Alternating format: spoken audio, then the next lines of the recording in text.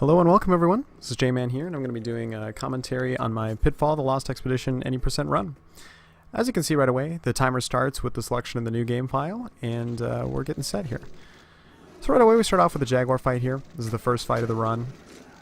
It's pretty straightforward.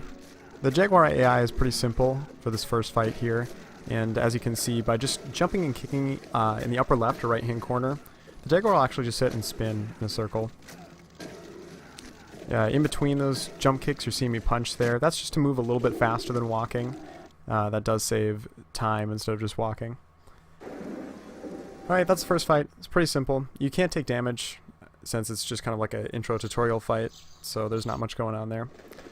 Right off the bat, you're going to see me rolling and jumping here, and that is that's right now the fastest way I have to move.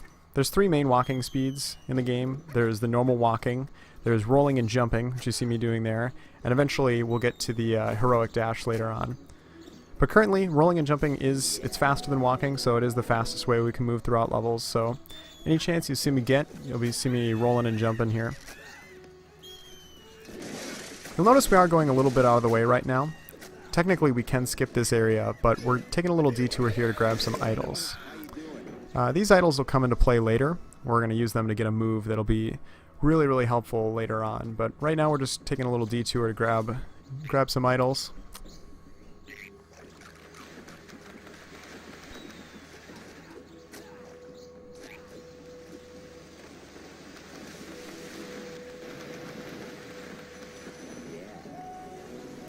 A lot of this run is button mashing. You see it here with the water. Anytime I'm swimming, I'm pretty much just mashing the swim button, or even rolling and jumping or running. So there's quite a bit of button mashing in this game. Now you notice on the way into this level I broke the structure around the Explorer, but I didn't actually grab the idol. Now I'm going to come back here and do that. The reason we wait is after breaking that structure, the Explorer takes a little bit of time to get up and present the idol. So if instead you just skip and go into the room, by the time you come back, the Explorer will actually be loaded with the idol faster. So it's faster to wait and grab the idol when you're coming back. What you're seeing here is the triple jump. This is the first time we use it. Basically what the triple jump does is allows us to get the same height that the rising strike, which is something we get later, would give us, but earlier in the game. Right now we don't have the rising strike, and so instead by triple jumping it gets us the same height. It's a little difficult to explain and the timing is very tricky, but basically by rolling back and then jamming the control stick forward, the game will give you a couple frames where it thinks you're actually standing, and that allows us to kind of triple jump, which is what we call it. Triple jump gives us the same height as rising strike, but before we actually get the move. So by doing that, we're able to access areas earlier than we normally would be. So that's what you see right there. By doing that, we cut out like about 5 minutes of gameplay from the very beginning of it there, and that saves a lot of early stage time. Right there was the last time you see triple jump, and that's the last time we'll be seeing it in this run, because then we'll get rising strike and we won't need it anymore. These natives you see around me, normally you're supposed to fight them, and that takes a lot of time to go around it, but like you saw there, by just going up to the center of the gate and rolling into it and jumping out of that roll, we're actually able to clip through the gate entirely.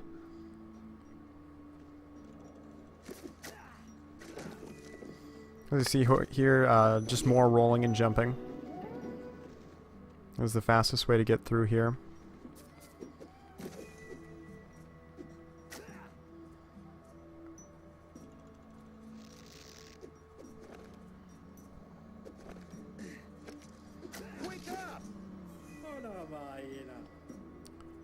Now we're at the Shaman here, and this is the whole reason why we went on the detour to get those idols. Now we just got the Rising Strike ability, and you won't see it quite yet, but this will come in handy throughout the run, and it's going to save a ton of time. So while we did lose maybe a minute or so going back and backtracking and getting those idols, the time we're going to save with this trick is well worth it.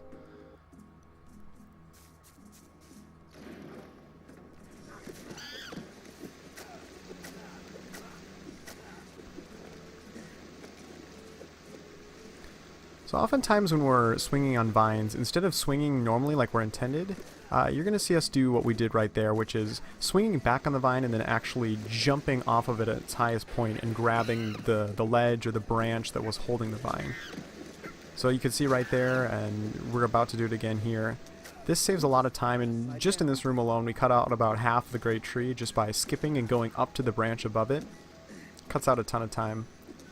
I don't think the developers ever thought that people would try this, but there's actually a pretty generous window for it, so it's not that difficult to do.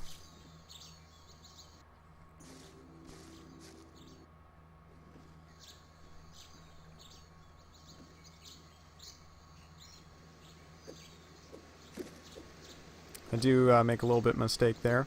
Once again, you're going to see the same thing here, just swinging back and jumping up. That cuts out over half the platforming in this room alone just by swinging back and going up on top of that branch.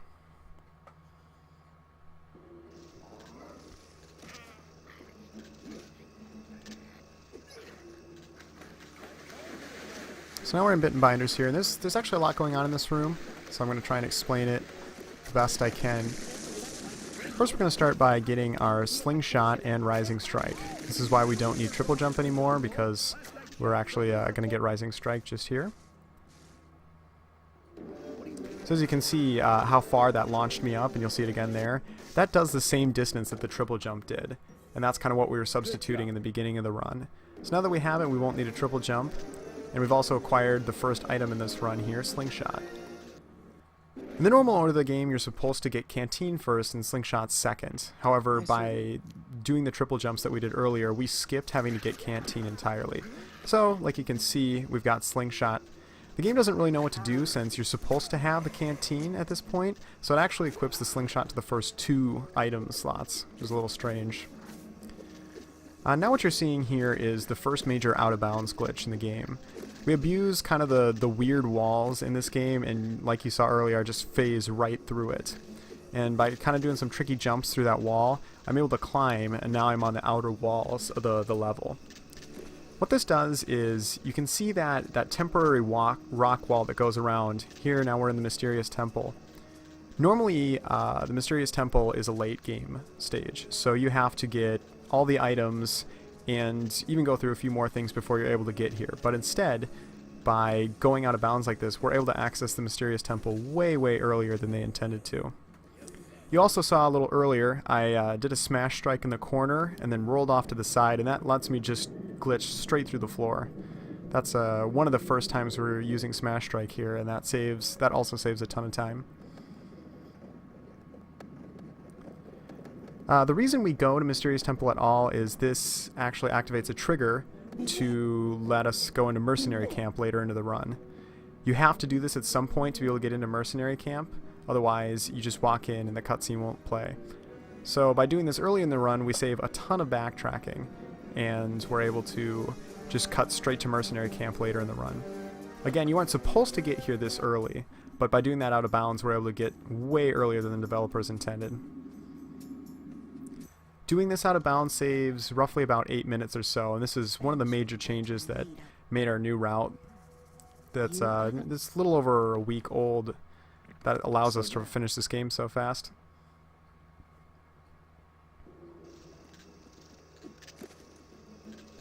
In the old route, we actually had to come back to Bit and Binders twice. That's because of the backtracking here, but no more with this new glitch. That's the last time. You just basically hit all the main points in Bit and Binders Camp in one go, and then you're done.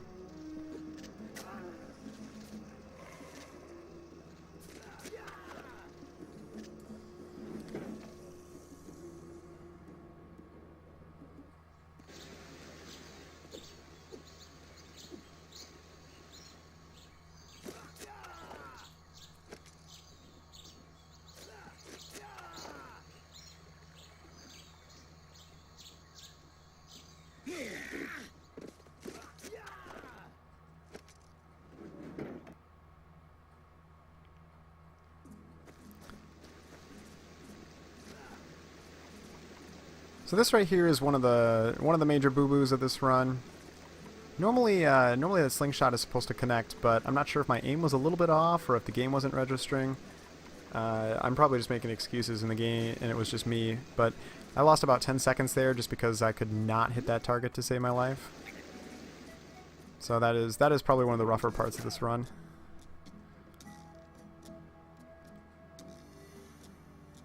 There's also a lot going on in this room. Briefly, you'll see, actually you skip that cutscene entirely. That propeller right there, the game intends for you to manually hit it with your slingshot and spin it around. This is really slow. So by moving fast, we can actually take advantage of the first cycle that propeller swings and hit it right away. It's kind of hard to explain, but going about it naturally takes a lot longer. So if you move fast enough, you're able to get that propeller swing on its first cycle and save a lot of time. This is the first and last St. Clair fight you'll see in this run. Normally there's 2 St. Clair fights, but we skipped the second one. So this is the last time you'll see St. Clair. This fight's pretty straightforward. You're just slingshotting the supports.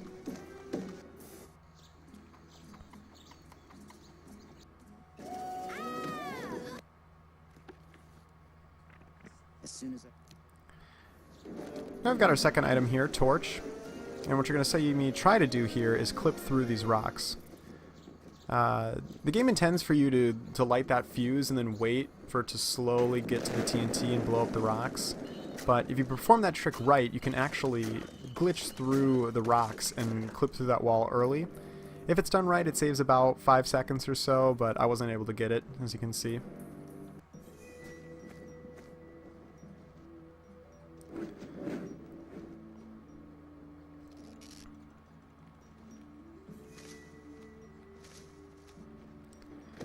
You'll notice I'm sitting in the corner of spider webs. The reason we do that is when you're setting the spider webs on fire, they disappear from the corners first into the center. So it's slightly faster if you sit in the corner of the spider web, because that's the first thing that's going to disappear.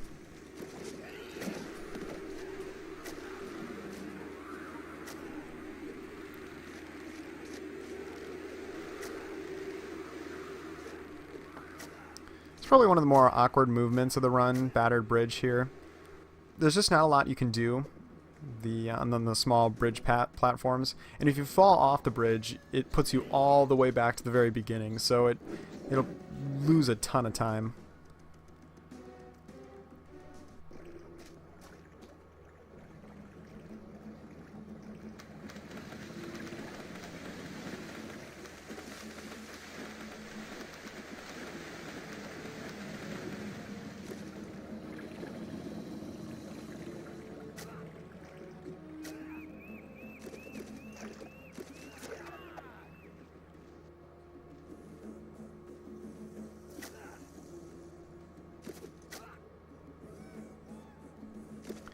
Now this right here isn't really anything too fancy. It's just a well-timed double jump. What this does is that allows us to skip to the second level without having to rotate the whole tower. In the normal game, rotating the tower means there's a cutscene and you gotta wait for it to slowly turn, and I think it wastes anywhere from 30 seconds onward. So by doing that jump right there, you can just cut to the second level and you don't even have to worry about touching the tower. This was a little slower segment. I could have made it past that pit a little faster, but the timing windows on that is pretty short to get it first cycle, so I did miss that. This monkey pit is just awkward. It's really hard not to get hit by those coconuts. In fact, this is another awkward level for movement here. There's a lot of weird things in this cave period too. There's all those stalagmites that kind of get in the way. There's no great way to go about it, but I just roll it to the sides. Also, in these dark rooms, you pretty much need torch, or else you can't see. That's one of the complaints about this game, is the dark rooms are really dark, even with the torch.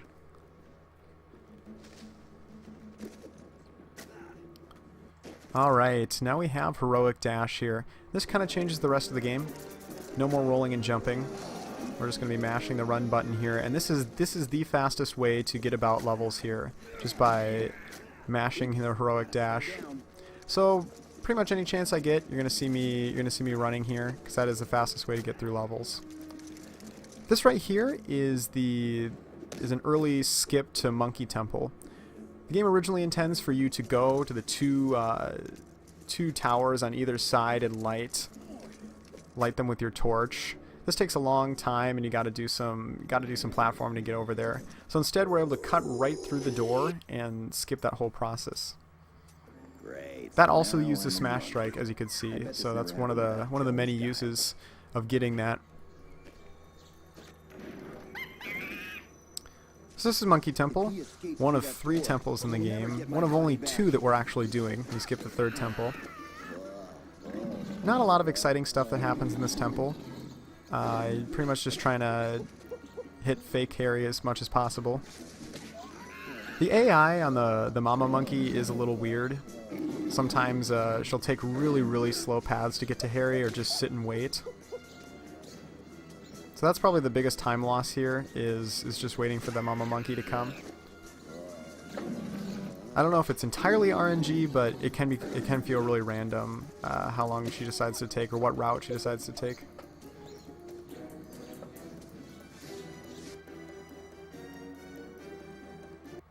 Now that was weird.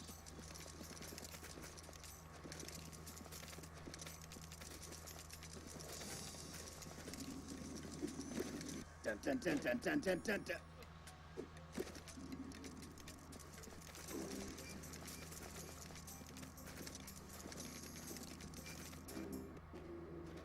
I thought you...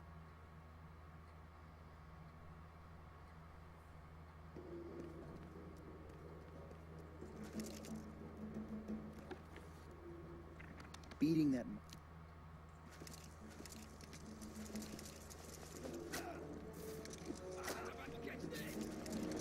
In the order of movement, running is faster than swimming. So like you saw me there on those platforms, any chance I get to run, I'm going to choose to run over swimming, since it's slightly faster. Also in this game, we really don't like ladders. Ladders are very slow and they've got animations. I think that's true for pretty much any speedrunning game.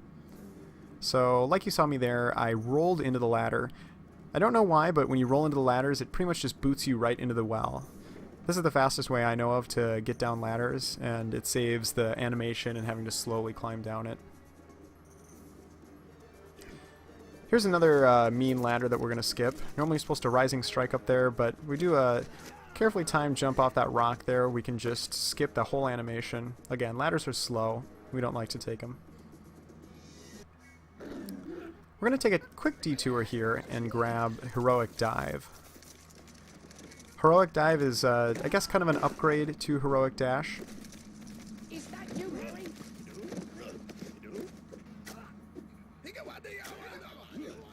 Can you make it up onto this ledge? Then I can use your torch.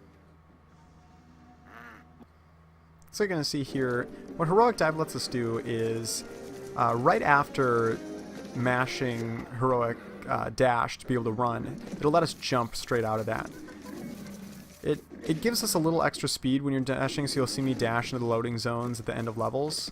But like you see there, that lets us boost up this rock wall. This is another one of the major out-of-bounds skips here, and we're actually on the wall of the level right now. And what we just clipped over was a TNT wall. This gets us into the teleporter room, and this saves a lot of time in the run. Normally you're not supposed to be able to get to this teleporter room till maybe mid-game or so, but by going out of bounds we're able to skip right to it. This gets us to Cavern. This skips having to get the raft, and saves a lot of time. So this puts us conveniently in caves.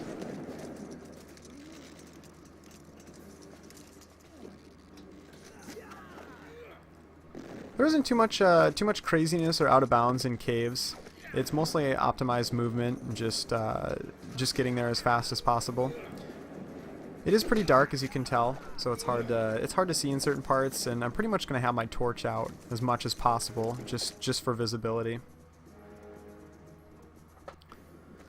The one thing about caves is if you fall at pretty much any point, you lose a lot of time.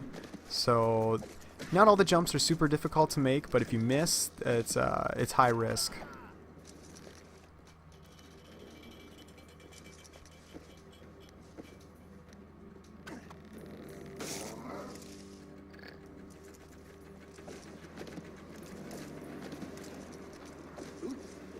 down.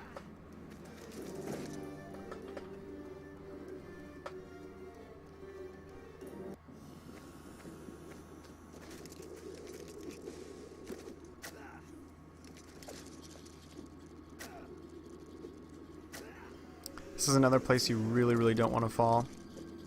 If you fall, you're gonna lose at least 20 seconds easily.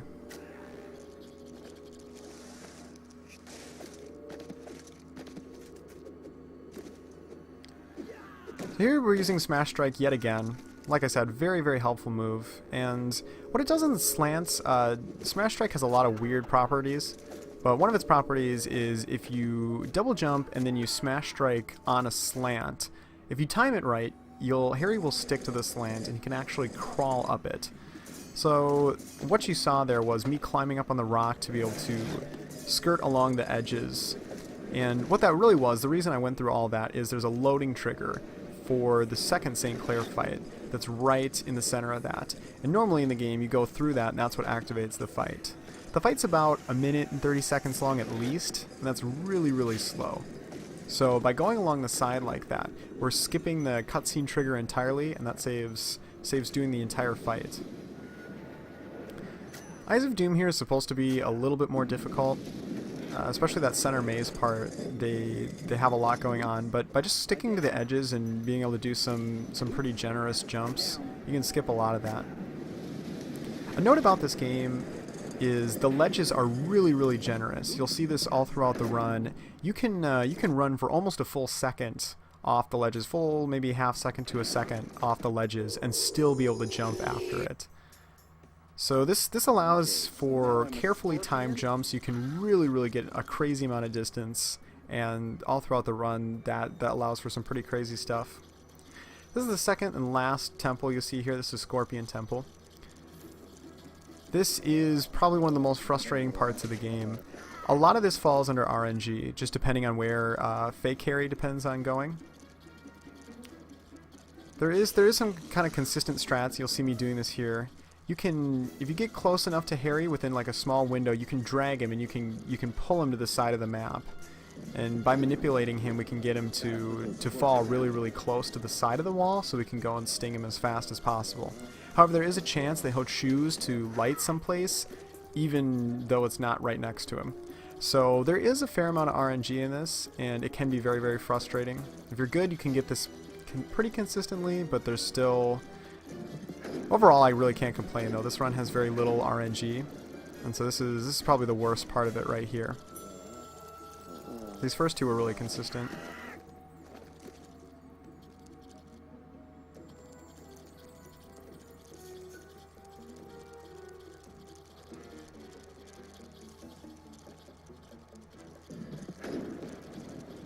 So I messed that one up a little bit there. That was on me. And got him right in the center.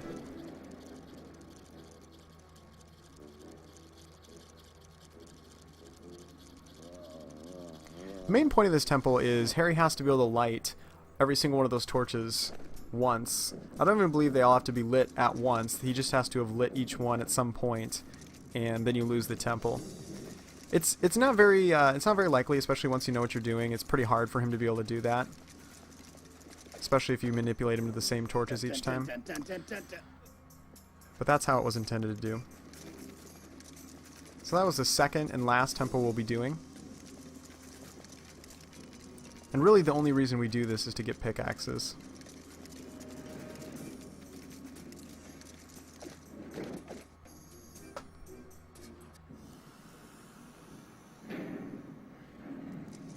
Oops, gotta slide down. Oops, gotta slide down. Ooh.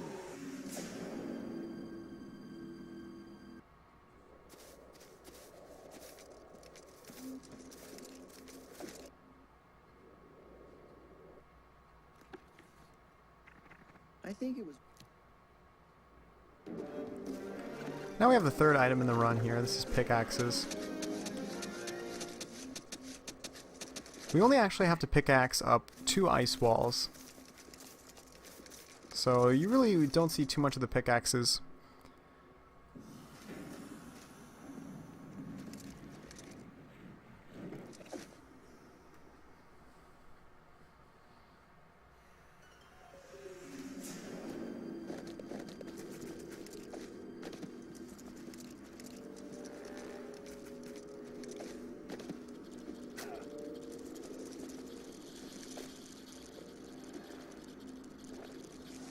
Almost just lost the run right there. Again, falling would have been really bad news.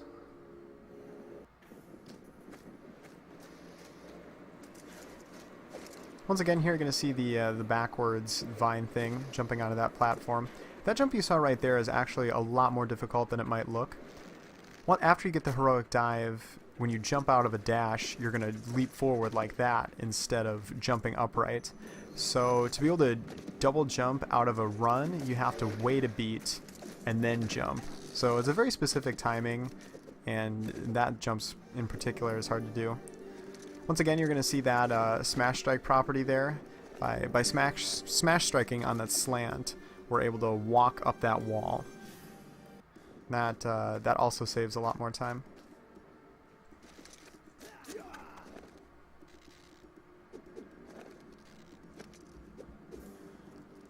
Luckily, on our way back through the underground dam here, there's the nice little railing system that goes up top. So instead of having to re-navigate that weird platforming, you can just pretty much walk on top. That's the second and last ice wall you'll see in this run. Of course, in the normal game, there's supposed to be a little bit more of it. Climbing the ice walls is actually pretty frustrating. There's kind of a rhythm you have to do. You can't just mash the buttons or else Harry doesn't move. So that does it for the cave section here. We're going on to onto the snow section. Now, this upcoming trick here pretty much skips probably about 80% of the snow area. And this is, again, a huge improvement from the last run here. This is another out of bounds. What you're seeing me do is clip through this wall. This game is very weird. It has very weird spots to get out of bounds. And that jump is very, very precise. It's killed a lot of people's runs. Basically what you saw there's an ice coat covering that geyser. Geysers are like little mini skips throughout the world that'll let you warp to other parts within that same section. And normally to get that geyser you need to have TNT to blow it up. So the game expects you to be later on in the game. However, by doing that out of bounds, which is very, very difficult, it lets us skip that ice layer and jump through most of the snow area without having to go through it. So that's a huge time save there, and that is also one of the biggest improvements to this run recently. Shoutouts to Gary and Mallory and the rest of the Pitfall Discord server for finding this crazy route. About 8 months ago, this game was way, way different, and over the past few months we've been finding things. I say we, but it's pretty much been the other guys, so shout out to the Discord server. This tubing section here is pretty straightforward, but if you die, it's almost a run killer because you lose so much time.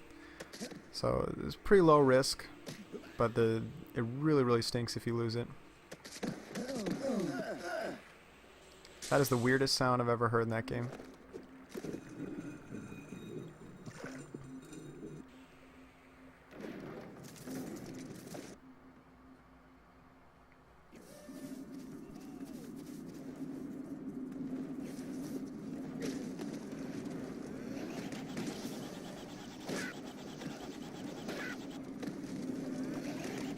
These spinges are pretty annoying, but they do the same patterns every single time in the room. So once you learn the patterns, which I'm still learning, but once you do learn them, the fight gets a lot easier. Like those three that clump right next to each other.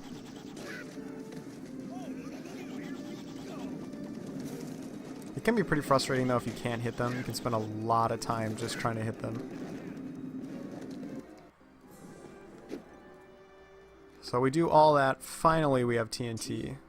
And this is what lets us get forward.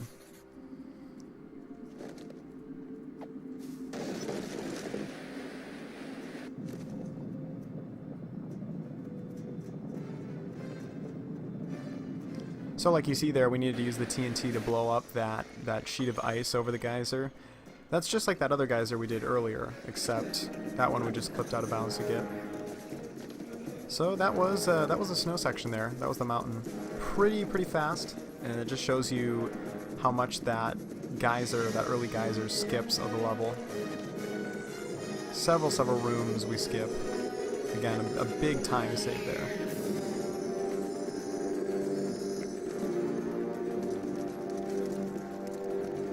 And those teleporters really come in clutch. They're almost perfectly timed where you just go straight from the room into the teleporter and you're bouncing around. Saves a lot of travel time. And it pretty much puts us right where we need to be every single time.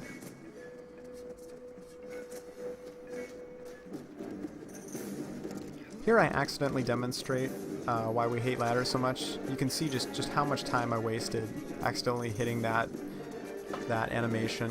So obviously that was a mistake. I tried to jump past that, but I accidentally hit the ladder.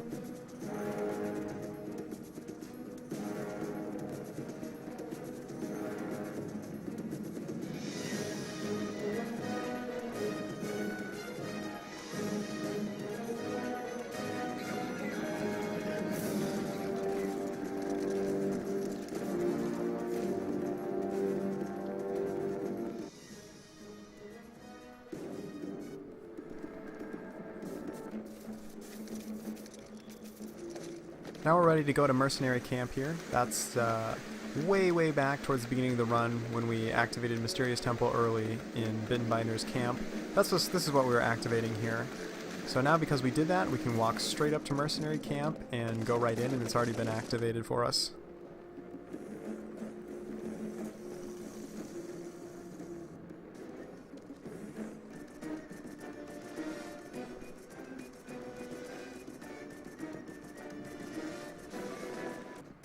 So now we're in Mercenary Camp here, and this was a very recent find. I think this was found the day I did this run. Someone on our Discord server named Scruffmuff here found this out of bounds in Mercenary Camp that you do right away. And by rolling into that corner and running into it, you phase right through the floor, and this conveniently lets us get out of bounds. So you have to be really careful. If you fall past that water, you'll fall straight through the level and you'll die and have to restart the whole thing. And you can see the whole game's bugging out right now. Out of bounds gets really weird. But by doing this, we skip the full first portion of the run. We end right here towards the end of Mercenary Camp. This saves a lot of time and a lot of Mercenary Camp.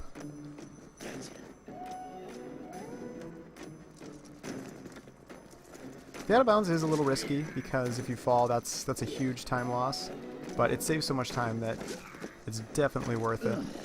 Looks like the remains of a fire.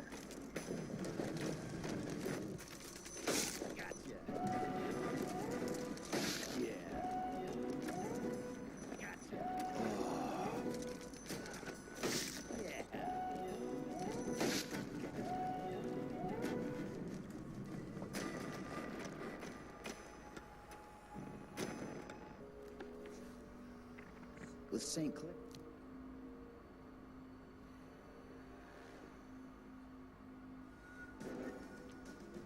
And that was Mercenary Camp. Really does save a lot of time by skipping through it there. A lot of slow sneaking and swimming and just a bunch of extra time wastes here.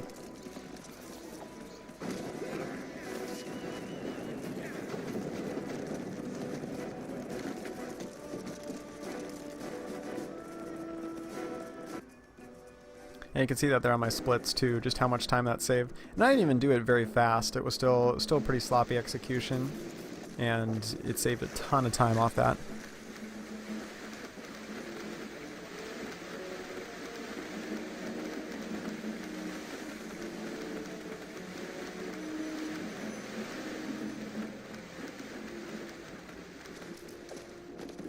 You saw me jump right there because that alligator does scare me. Those alligators in those pits have actually gone at me before. Also, you see me equip the torch before I go into that room there. By equipping the torch before you go into a dark room, like you can see when I walk into the room there, it loads with the light. Whereas if you walk into the dark room and then pull the torch out, it takes a couple seconds to light up the room.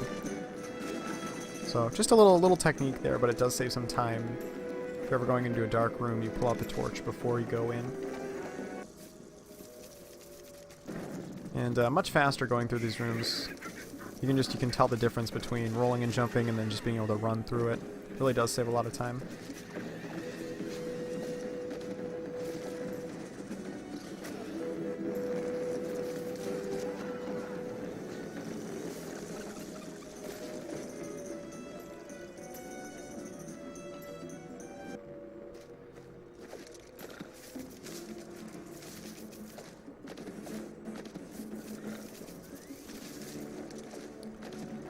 There again, a very generous jump going off the ledge there. It is kind of a tricky window, especially since you're so high up that it's harder to see where you're falling down. I accidentally pulled out the wrong item.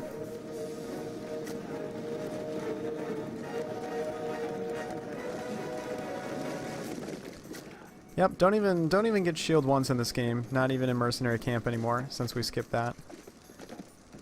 So it technically says you need shield to break those, but you can just throw dynamite at those spike towers and it does the same thing. No, you can jump and dash through those flames, that center part right there. Whenever I seem to do it, I just die. You get hit by that flame, you take damage, and then you fall, and you take another damage, and it's really slow. So I just kind of go the wuss route and go around. Alright, we beat Mercenary Camp. We're ready for the final bosses here. The first one is Jaguar Round 2 here. So this is the same fight you saw at the very beginning of the game, but the AI is a little bit smarter, and I actually have health this time. Now I can run, so it does get a little bit faster, I think. It's pretty much just running at it and punching. Definitely does get a little slower if you get hit, though. That wastes a lot of time trying to recover. Like there. Overall, pretty decent fight, though. And now, the final fight against Pushka. This fight used to be a lot worse for me. Now, this was a pretty good run. It doesn't... Well, it's not RNG based. It does feel a little bit hard to hit him. Pushka will kind of float around in the air, so... Just kind of whether or not you get good shots on him is difficult sometimes.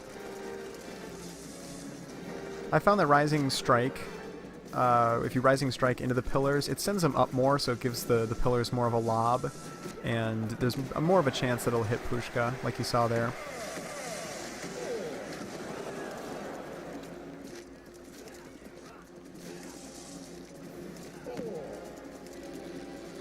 The fight isn't too difficult, but you do have to watch out for your health, because you only have 5 health. So if you fall down on that too quickly, this fight will lose a lot of time if you have to restart it. So again, just looking for pillars, trying to Rising Strike into him. The camera's very weird with this fight, so it can be hard just to find him.